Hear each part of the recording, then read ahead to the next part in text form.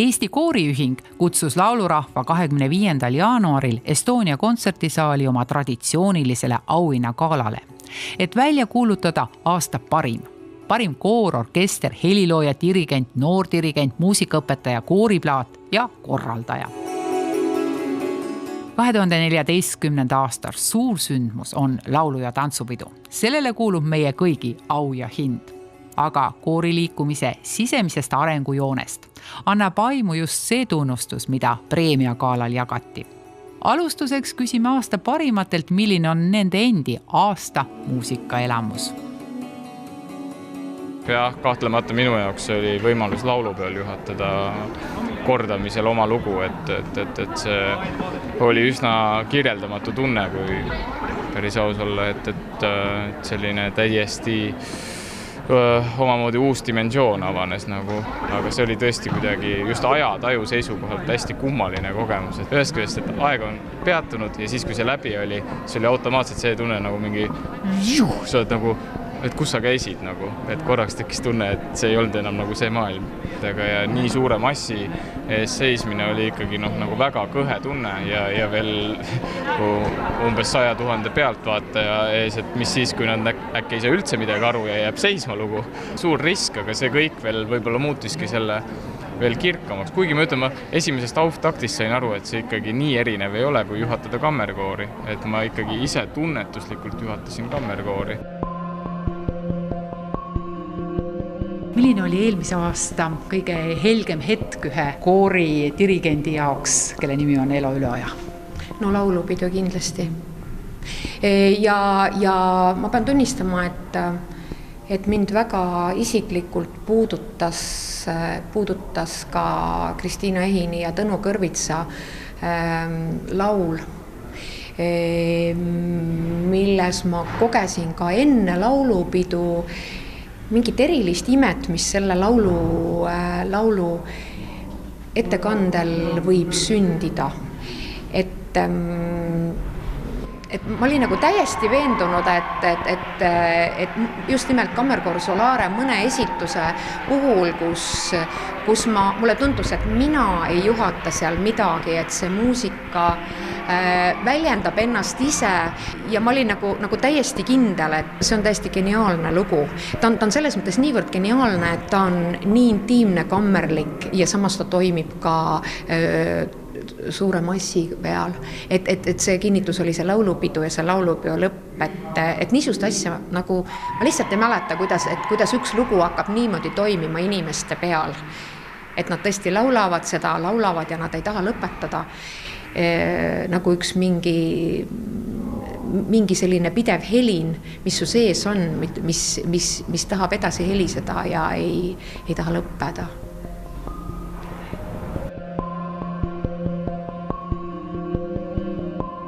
See, mis laulupool juhtus, kogu see kontsert, aga ka tantsupidu, see jääb meelde eluks ajaks ja võib-olla helilooja vaatevinklist vaadatuna, siis sellised asjad ehk juhtuvadki ükskord elus. Kui koor on su pill, kas see esitab mingisuguseid nõudmisi ka teistsuguseid, kui sul on orkester pilliks? Mina ise tunnen, et selline laulvus või üleüldse selline abstraktne laul, et ma püüan seda alati kanda oma muusikasse, hoolimata sellest, kas tegemist on sellise lauluga, kus on sõnad või on hoopis instrumentaalse muusikaga, et see laulvus, see on mulle tähtis.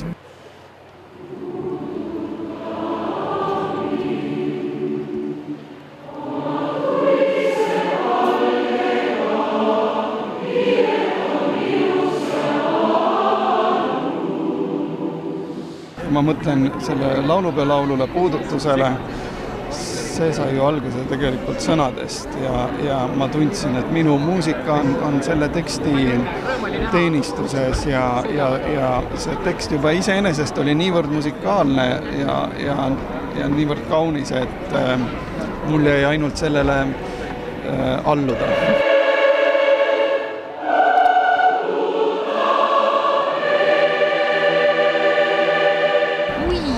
loomulik on teie jaoks koorile luua tänasel päeval? Eeldab see mingit tellimust või kuidas helilooja selle peale tuleb, kui see ei ole just mängus, ei ole laulupidu? Koorile on hea kirjutada.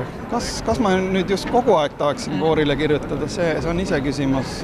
Olen teinud ka puhtast sellisest rõõmust kooriteoseid ja koorilaule või mingisuguse idee sellisel ajendil, et ei pea tingimata olema tellimust ja inimhääl see on ikkagi võimas ja kaunis asi ja sellega koostööd teha on ju, mis saab paremat heliloojale juhtuda.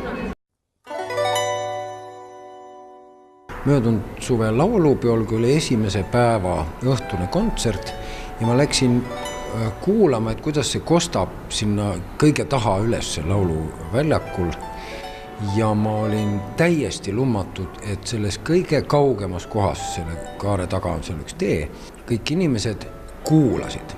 Ma olen paljudel laulupidudel ju olnud ja tean, et sellel tagumisel osal ei ole enam sellist pühendunud vaikust, inimesed räägivad omavahel ja kui tahavad kuula minna, lähevad ettepoole.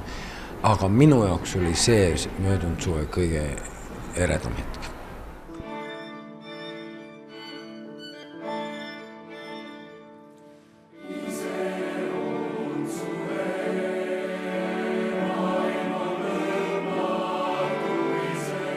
Minu arvates tuleb tegeleda väärtuslike asjadega. Et ei ole mõtet oma aega raisata kolmandajärguliste asjade peale, kui on võimalus teha esimese järgulisi asju. Kui sa mõtled eelmisele aastale, siis mis on sinu kui dirigendi jaoks see kõige? Ma pean ütlema, et mul ei ole lemmikuid ja üleüldse mis tahes valdkonnas. Kui minu käest hakata küsima mis tahes valdkonna kohta, siis ma hakkan samasugust udumulli väljastama. Mul ei ole seda kõiget. Ma ei pea seda oluliseks. Ma ei saaks öelda, et ma olen nagu kõigesööja, sugugi mitte, aga ma naudin väga erinevaid asju ja ma olen märganud, et just iseenda muusikaliste tegevuste puhul ma naudin kõige rohkem seda, mida ma parasjagu hetkel teen. Ehk täna on see teos, kuu aja pärast on see üks järgmine teos. No kuidas ma neid tagantjärele võrdlen, milline nauding see nüüd kuidagi rohkem kaalus või magusam oli? Ma arvan, et viimastest kuudest rääkides ikkagi võib-olla täiesti konkursi finaal, kui rahvusmeeskooriga sai tehtud Tormise mere loitsu. Ja seal ikkagi sündis see, mille järgi ma alati olen muusikuna läinud lavale. Mis see oli siis? See oli see, et täielik arusaam kõigil sellest, mis toimub, asi on loogiline ja asi iseenesest käivitab mingeid protsesse. Et selleks on tulnud luua muidugi vastavad eeldused, aga mingil hetkel on niimoodi, et kõik jookseb paika ja kõik toimub. Esmajoones mul tulevad meelde 2 sündmust. Üks oli noorte koorijuhtide konkurss, mille võitis siis Valter Soosalus ja täna noore dirigendi preemia. Et seda oli ääretult huvitav jälgida igas proovis, igas etapis, et kuidas inimesed muutuvad, arenevad, näitavad oma erinevaid külgi. See oli tõesti andis jälle lootust meile, et meil on väga palju andekaid ja tublisi koorijuhte tulemas. Ja teine oli kindlasti aasta koori plaadipreemia saanud Meeskoori Jõud ja nende plaadi esituskontsert ja seal olnud sünergia.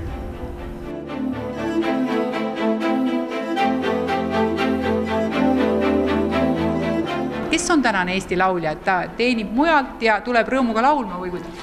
Eestis on 4 kutselist koori ja kõik ülejäänud koorid on asjaarmastajad. Küsimus on ainult suhtumises, et on olemas need, ütleme siis, meie nagu tipp-asjaarmastajad või isetegevuslased suhtuvad oma tegevisse professionaalselt ja tänu sellele nad jõuavad ka kõrgemale. Ja see ongi, aga see on elus kõigi asjadega, kuidas oma tegemistesse suhtud.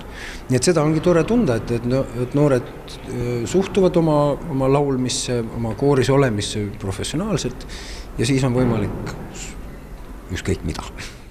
Ning aeg öelda välja selle koori nimi, kes saab ennast auga välja teenitult nimetada aasta kooriks 2014. Kes valib välja, milline on see nendest noortest ja säravatest see kõige parem koor või et kuidas see valik üldse tehakse? See on Eesti Kooriühingu muusikatoimkond. Nemad peavad need terad sõkaldest, paraku on nad kõik terad, aga siis need suuremad terad suutma välja sõjenda. Seda koori iseloomustab eriline kõlakultuur ja süvenemine sellisesse detailide viimistlusse, ühtlasi ka kartmatus, võtta vastu mitte ennast kergelt kätte andvaid teoseid, teha nendega tööd nii kaua, kui need hakkavad kõlama briljantselt. On suur rõõm olnud koos nendega töötada. Colleghi musicale!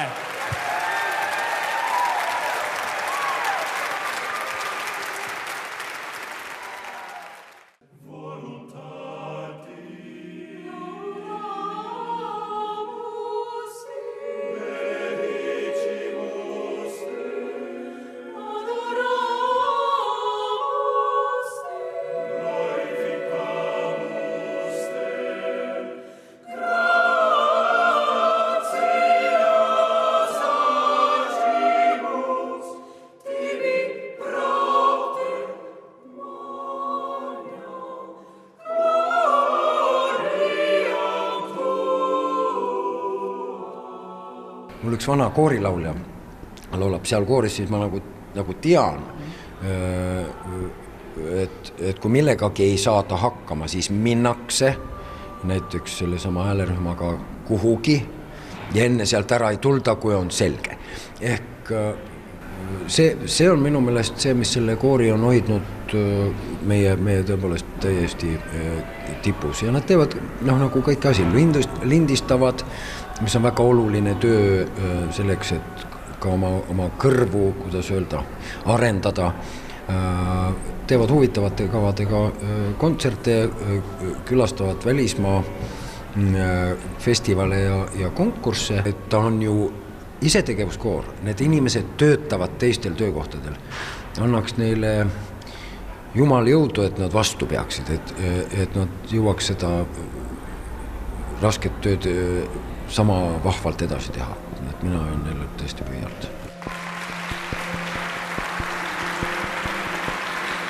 Koorijuht ei saa väsimust lubada.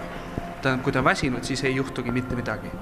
Et pigem see on nagu mõnes mõttes doseerimise küsimus, et selle kõrvale endale pakkuda midagi, kas või vaikuse näol, et sa lihtsalt suudad ennast sellest kastmest korra välja võtta, eks ole. Saame siis aasta noore dirigendiga tuttavaks. Ma arvan, et konkreetselt sellest tänasest aust ja õnnest rääkida, siis see oli ilmselt noorte koorijuhtide konkursi võit. Et ma arvan, et see oli see põhiline. Aga üldiselt koorijuhitööna ma olen töötanud siis segakooriga Huik. Olen projektiti kokku puutunud rahvusmeeskooriga dirigendina. Olen seal lauljanud ühe hooaja. Kammermeeskoor Revalia, Rahvusooperi poistekoor. Need on need koorid, millega ma olen töötanud ja muidugi Eesti Rahvusringhäälingu segakoor. Aga õppimine on lõppenud või kuidas? Praeguseks õppimine vähemalt mõneks ajaks on lõppenud. Ma lõpetasin bakalaureuse kraadi akadeemias. No ühe muusikalise näite sa juba tõid, et sa said Tormiselt kätte või Tormisega koos ja meeskoorilt kätte seda, mida sa tahtsid. Mida sa fännad või anna veel mõned teosed, mõned märksõnad? Ooper. Kinda peale, ma olen väiksest põnnist peale, olen ooperiga kontaktis olnud, kuna ma olen ise Rahvusooperi poistekoori vilistlane ja sealt tegelikult sai ka selline koorimuusika minu jaoks aluse. Ja nüüd üle mitme aasta on jälle tulnud tagasi selline lähedasem kontakt ooperiga, vähemalt minu enda jaoks isiklikult, kuna ma hetkel loomulikult ooperiteatris ei tööta. Aga lihtsalt suhe selle muusikaga, selle maailmaga on taastumas.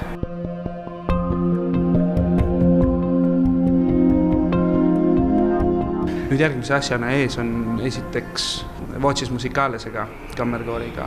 Tuleb ette valmistada Hendeli megasuur teos Iisraeli Egiptuses, mida hakkab juhatama Risto Joost ja mina olen seal koormeister.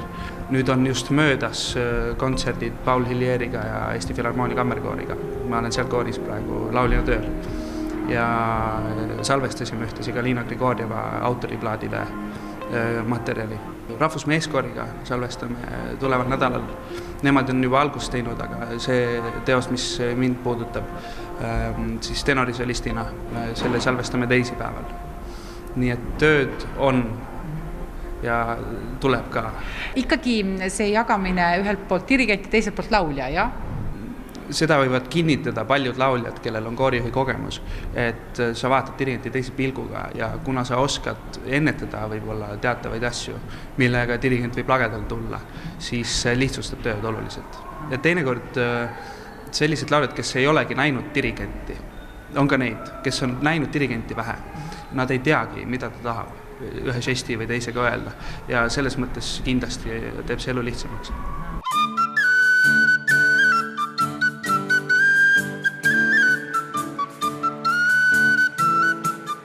Mis on need koorid ja kus on see kool, kus töötab meie parim muusikaõpetaja? See kool on Rakvere Reaalgümnaasium, kus on mul rõõm töötada. Seal ma juhatan kõiki koolikoore, ehk siis laulupeol käisid mudilaskoor, poistekoor, lastekoor ja segakoor.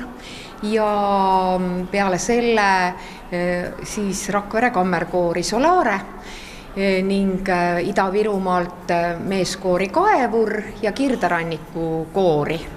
Aga tegelikult on neid koore natukene veel lisaks, sest et juba teist hooaega käivitas kammerkoor Solare toreda kooristuudio Solare, kus meil on tegelikult ka 3 vanuserühmas lapsed laulavad ja ka seal tuleb töötada. Nii et nemad on nüüd nagu järgmise laulupeo teema. Kirjelda natuke koorijuhi päeva, kuidas kõik sinna ära mahub, neid koore oli ikka üsna mitu. Kuna ma koolis töötangi sellest aastast ainult koorijuhina, siis see mahub ära isegi 4 nädalapäeva koolitöökooridega. Sellele lisanduvad siis 3 õhtut täiskasvanutega ja paar päeva veel stuudiolastega. Aga geograafiliselt nad ei jää ju kõik sinna Rakveresse. Tegelikult Ida-Virumaal ma käin ainult ühel õhtul nädalas, kuna tegemist on nüüd sellise toreda kooslusega, kus meeskoor Kaevur ja Kirderanniku koor on tegelikult 2 ühes pakett, kus siis segakoori mehed laulavad ka meeskoori, et oleks nagu kasu kõigile. Kui minna täiskasvanute ette ja meeste ette, siis on hoopis teine roll või kuidas? Roll on ju tegelikult panna muusika hästi kõlama. Lihtsalt pillid on erinevad, kui me nimetame, et koor on nagu pill. Pill on erinev ja mis on erinev, ma arvan, et erinev on suhtlemine erinevate vanuste, erinevate kooriliikidega töötades. Arvan, et see on erinev. Aga eesmärk on ju ikkagi üks, panna muusika võimalikult kaunilt kõlama, luua ilu iseendas ja pakkuda seda teistele. Oled sa selline kuri autoritaarne? Ma mäletan, et Kirderanniku koor ühel kevadkontserdil oli just sepistanud ühe luuletuse ja mul jäi sealt kõrva, mis ma siis arvan, et see tõesti vist nii ongi, et tundub ka täiskasvanutele nii, et ühes käes on komm ja teises käes on nagu vits. Et ikkagi see piits ja präänik, et nad mõlemad on olemas. Et on muidugi nõudlikkus, aga kindlasti peab olema ju positiivne energia pidevalt kooriproovis. Ja samal ajal nõudlikkus ja need nagu peaksid olema omavahel kenasti tasakaalus. Mitmes parima plaadi au see on? See õnnestus siis eelmisel aastal ka siis kammerkooriga Heatööd vend koostöös Külli Kiivetiga pälvida see aasta kooriplaadi auhind, et siis nüüd kammermeeskooriga jõud, et 2 aastat järjest. Paraku kammermeeskoori jõud nagu regulaarselt ei kohtugi, et me olemegi pigem projektkoor ja mõnda aega meil oligi üldse vaikus, aga siis tekkis võimalus salvestada plaate ja siis ma ajasin jälle mehed kokku ja siis selle plaadi tõttu me tegime ka sügisel plaadi esitluskontserdi. Nii et eks me siis niimoodi aeg-ajalt jälle käime koos, aga paraku need inimesed on seal väga hõivatud. Olete dirigent, olete helilooja nomineeritud nii mitmes kategoorias. Jah, ma ikkagi ise pigem identifitseerin ennast heliloojana, aga samas kuna ma olen õppinud koorijuhtimist ja kuna koorimuusika on olnud lapsest peale minu suur kirg, siis ma siiski väga naudin ka dirigeerimisega tegelemist, et ma tunnen, et see on nagu hea vaheldus minu jaoks, et kui heliloojana oled sa pigem niimoodi oledki üksi, lihtsalt reaalselt pead neid noote kirja panema ju üksi, et siis on väga hea tasakaal minna õhtul kooriproovi ja näha sõpru ja teha koos muusikat. Et mulle see sümbioos on hakanud üha enam meeldima, aga jah, vähemalt praegu tunnen, et ikkagi pigem helilooja. Koorimuusika on kirg. Mis seda kirge siis sütitab? Minu ema on koorijuht ja ma olen lihtsalt juba lapsest peale, juba siis, kui ma emaga õhus olin ma juba kooriproovides kaasas ja ma olen ise Raplast pärit ja Raplas on sellised koorid nagu Riinimanda koorid, mida mu ema on juba üle 20 aasta seal vedanud ja eks see sealt kõik alguse sai, et koor ju lisaks muusikalisele kooslusele on ka selline psühholoogiline kooslus ja et koori elu on tõesti selline eraldi nähtus, et eriti lapsena ma tunnen, et see andis hästi palju kaasa mulle nagu inimeseks kasvamise puhul, et kõiksugused koorilaagrid ja reisid, need olid alati sellised hästi kirkad päevad ja palju sõpru, siiamaani parimad sõbrad on need just, kellega ma koos olen kuskil kooris laulnud ja et eks ta ole omamoodi selline nagu elustiil. Vanemaks saades olen teinud elukutse valiku kuidagi niimoodi sujuvalt, tegelema hakanud nii dirigeerimise kui heliloomisega ja siis see kõik mingis mõttes see lapsepõlv nagu jätkub lihtsalt teisel tasandil.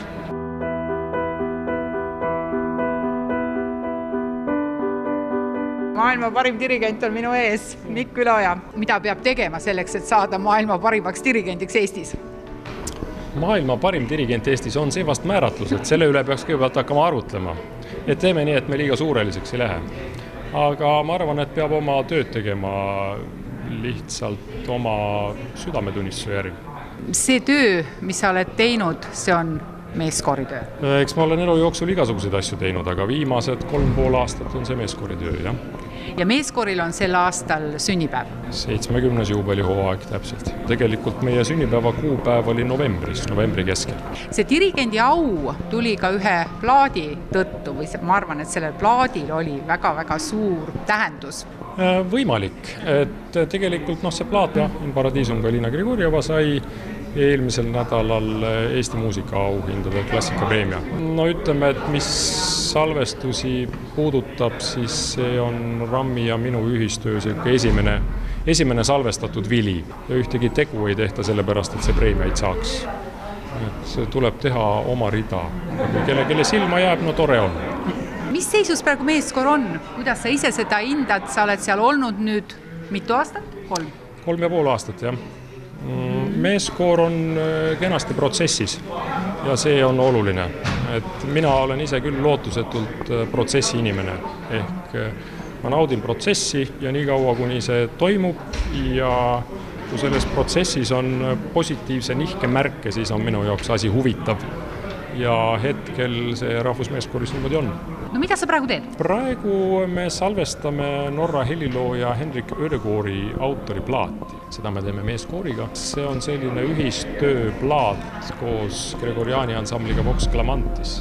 Mis rollis sa seal siis oled? Dirigendi rollis. Dirigendi rollis ikkagi, aga ei laula? Ei laula. Selles ühes suures teoses, kus ka Vox Clamantis osaleb, seal on 2 dirigenti, kes paralleelselt toimetavad kogu aeg. Kaasaegne muusika läheb ikka väga keeruliseks. Kusjuures see on väga ilus muusika. Et mina olen küll seda usku, trafaretne lause, ilu päästab maailma. Aga mind küll ilu väga puudutab ja Henrik Ödegaardi muusika on väga-väga ilus. Seda teost tegelikult oleme me 2 korda esitanud 3 aastat tagasi. See oli minu esimene kontsert peadirigendina Rammiga Eestis, mis toimus novembrikuus 2011. Ja järgmine kontsert sinul on millal ja kus on see ka juba teada? Mina juhatan järgmise kontserdi küll Iisraelis. Et Eestis järgmine kontsert on mul alles märtsikuus.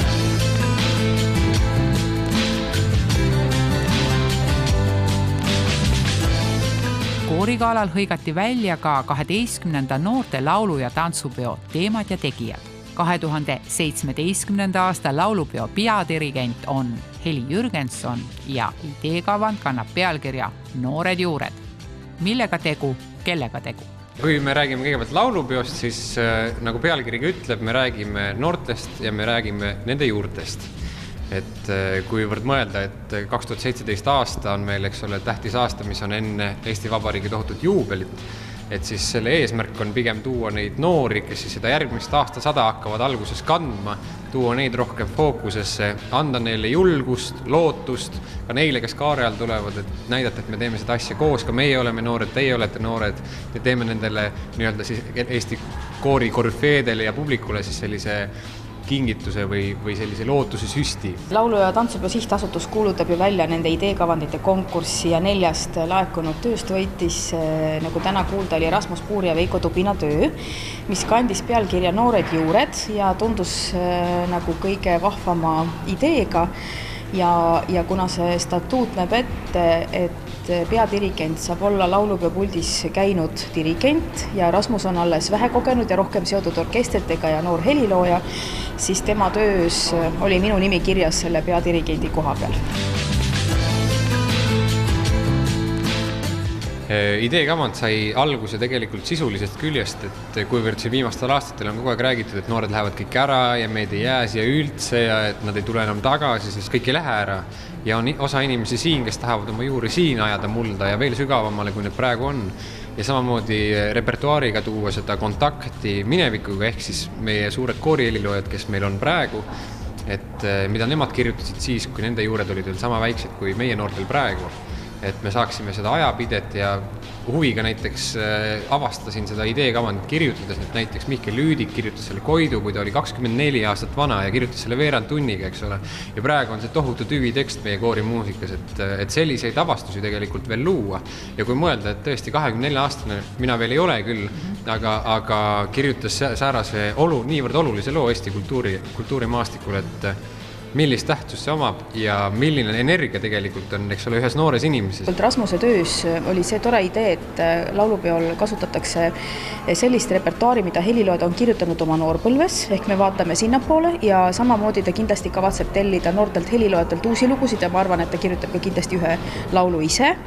Ja dirigentidena püüame kaasata ka palju noori tulevasi dirigente, nii et see saab olema selline noorte muusikute egiidi all toimub laulupidu. No eks see on nooruse rumalus, et ei ole kogemust ja ei oska karta, et lihtsalt käid laulupeal, oled lapsest peale seal kaare all kasvanud, et miks siis mitte, kui sul on mõte, käia see idee välja ja võtsin kaasautori Veiko Tubina, kes on mul väga hea sõber ja peegeldab mõtteid ja on tõesti väga hea selline loominguline partner. Tema andis seda julgust ja kindlust, et me tegelikult võiksime selle esitada ja nagu näha, siis ekspertkomisjon arvas, et see idee on seda väärt, et seda siis varsti hakata koos tegelikult terve Eesti ja muusikaõpetajate ja noorte lauljatega koos teostama. Rasmus Puur, sai tellimustööna, ta peab kirjutama nende aastate jooksul ka ühe ooperi, nii et need töökohustused, mis teda ootavad, on päris suured ja kuna ta tegelikult oli ka võitnud tantsupeo kavandi üks meeskonnaliige, siis tema ülesanded on minu meelest 3-kordsed, aga noor mees jõuab palju, et mina soovin talle palju jõudu ja ma usun, et meil tuleb hästi vahva koostöö.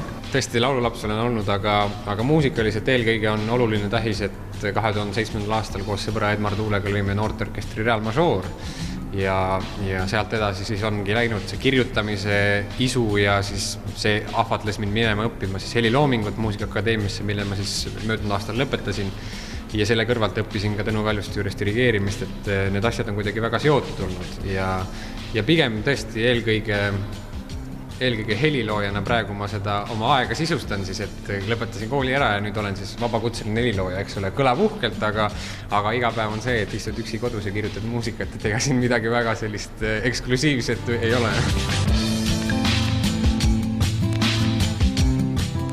Lõpetuseks olgu öeldud ka noorte tantsupeo tegijad. Töö pealkiri, mis võitis, on Koitja Hämarik ning autorid Marju Koivupuu, Margus Toomla, Meelis Kompus, Maian Kärmas ja taas Rasmus Puur. Meie kooriliikumisse on tulnud uus põlvkond ja see annab jõuliselt märku, et on neid, kes tahavad laulda, neid, kes oskavad juhatada ja neid, kes uusi lugusid kirjutada soovivad. Nii et mis muud kui kohtumiseni juba järgmisel koorikontsertil.